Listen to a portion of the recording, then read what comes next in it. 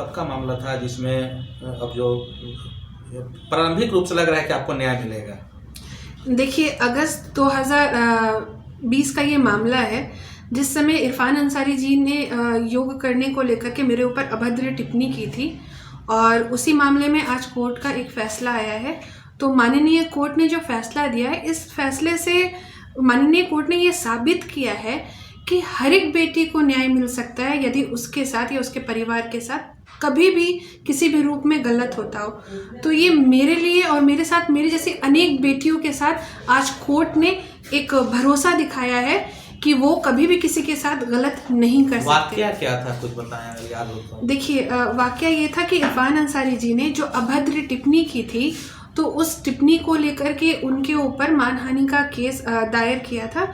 क्योंकि क्या भारतवर्ष में कोई बेटी अगर भारतीय संस्कृति को फॉलो करती है या भारतीय संस्कृति को आगे बढ़ाती है, योग करती है, तो योग करना और भारतीय संस्कृति को आगे बढ़ाना क्यों किसी लोगों को गलत लगता है?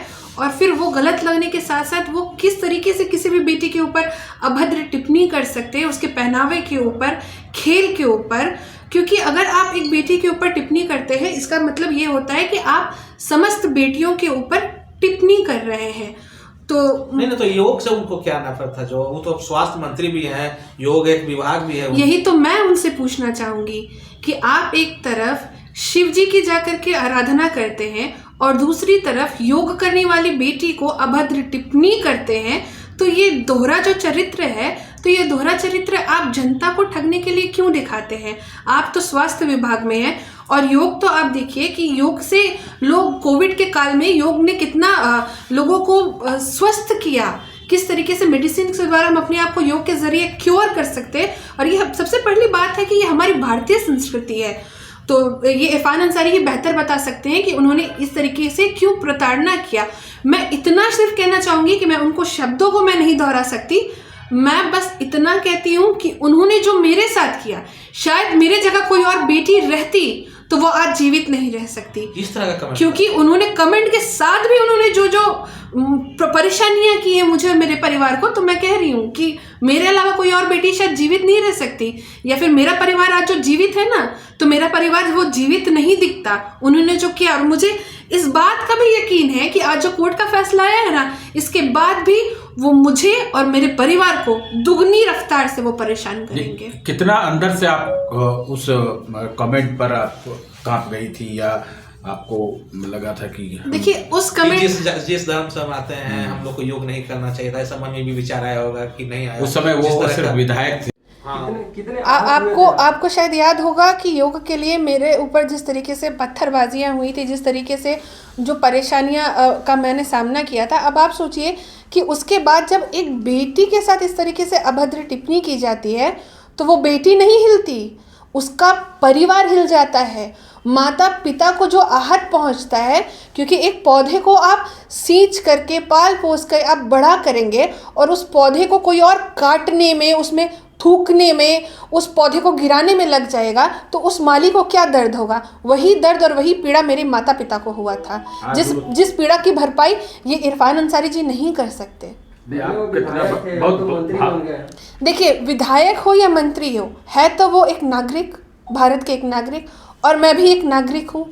तो वो एक नागरिक होकर के दूसरे नागरिक के ऊपर अभद्र टिप्पणी क्यों करते हैं? परेशानी क्या थी आखिर? हमको ये समझ नहीं आ रहा, लोगों को बताइए। देखिए, उनको जो परेशानी थी वो अपनी परेशानी बता सकते हैं कि उनको क्या परेशानी थी मेरे योग को। मैंने तो आज तक इरफान अंसारी जी को सामने तक से नहीं देखा, मैं तो उनको जानती भी नहीं थी कि कोई इरफान अंसारी जी नाम का कोई नेता भी है झारखंड में।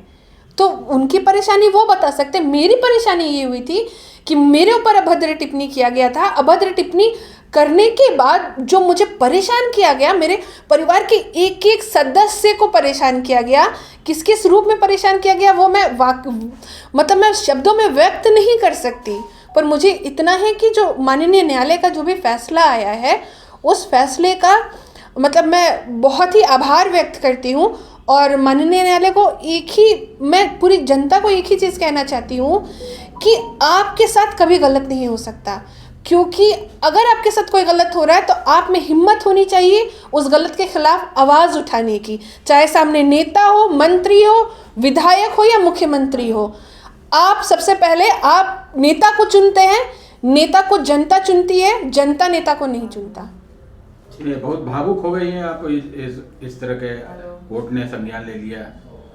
निश्चित रूप से आपको लगता है कि ये एक बड़ी जीत है?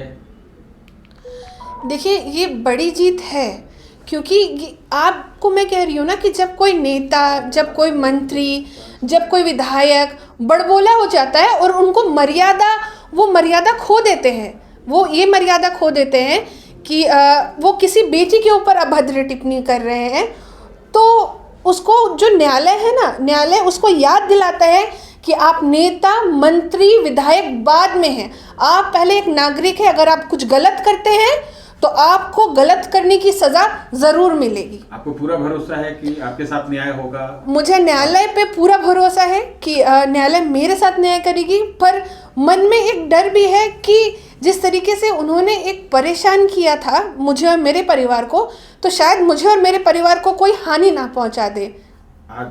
तो क्या किस तरह का की आशंका है? आशंका तो मैं नहीं बता सकती, क्योंकि जो इंसान महिलाओं की इज्जत नहीं कर सकते उनके ऊपर कोई भी आशंकित बात कहना सही नहीं होगा। मुझे लगता है जान पर खतरा भी हो सकता है, क्योंकि उनका भी तो कैरियर है। देखिए, जान पे तो खतरा था ही, जान पे तो खतरा है ही, पर मेरे पापा ने मुझे एक बहुत अच्छी बात सिखाई है।